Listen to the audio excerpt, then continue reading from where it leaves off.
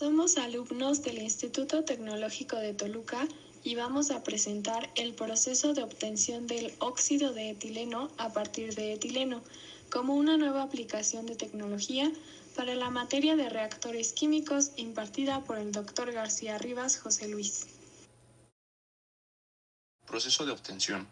El proceso de oxidación directa se lleva a cabo en fase gas utilizando oxígeno o aire en un catalizador de plata, a diferencia del proceso tradicional que se lleva a cabo en fase líquida, provocando la reacción del etileno con ácido hipocloroso. Las principales causas que motivaron el auge del proceso de oxidación directa fueron la gran cantidad de productos químicos que requerían para el método tradicional, así como el elevado costo y la contaminación del agua. Desde hace 15 años, las nuevas plantas que se construyen inician el proceso con oxígeno puro, obtenido de una planta de separación criogénica de aire. A continuación, se muestran las reacciones que tienen lugar en la obtención del óxido de etileno por oxidación directa. Son reacciones en paralelo, ya que un oxígeno rompe el doble enlace del etileno y el oxígeno atómico reacciona con más etileno, provocando una reacción de combustión completa fuertemente exotérmica. Para evitar la combustión completa, el aire que se introduce en el proceso debe tener 6% en peso de oxígeno. Este se considera como el reactivo limitante. Por eso las reacciones se muestran con coeficientes estequiométricos en fracciones. Reactor de lecho fluidizado PBR. El proceso se lleva a cabo en reactores de lecho fluidizado. El catalizador utilizado en el reactor contiene un 5% en peso de plata, utilizando un soporte compuesto de 8% en masa de alumina y 92% de sílice. Se utilizan partículas esféricas de muy pequeño diámetro de una densidad cercana a 1800 kilogramos por metro cúbico. El factor de eficiencia de tal catalizador bajo estas condiciones es prácticamente la unidad. Una descripción general del proceso comienza con una mezcla de aire con 6% de oxígeno, debido a que si el aire tiene más del 6% de oxígeno, favorece a la reacción de combustión completa o total. Y también en esta mezcla debe de haber etileno en fase gaseosa.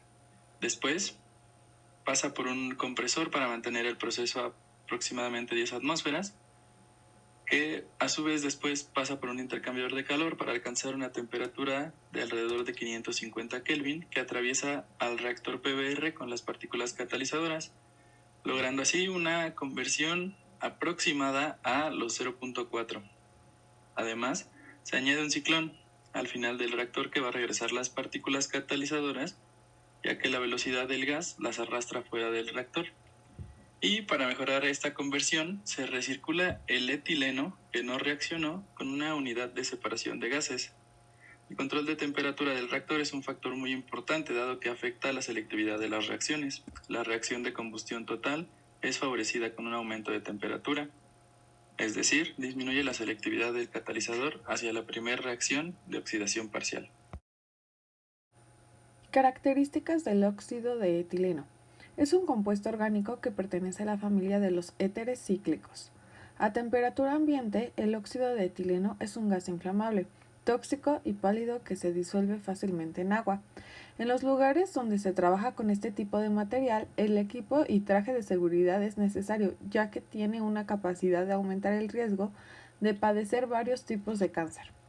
Sus aplicaciones es que el óxido de etileno se utiliza como intermediario en la síntesis química, especialmente debido a su capacidad de reaccionar con muchos compuestos diferentes para producir detergentes, plásticos, polímeros, entre otros.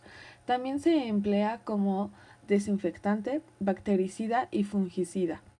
Una pequeña cantidad se utiliza en los hospitales para la esterilización de los equipos médicos y suministros que no pueden ser esterilizados por procesos térmicos.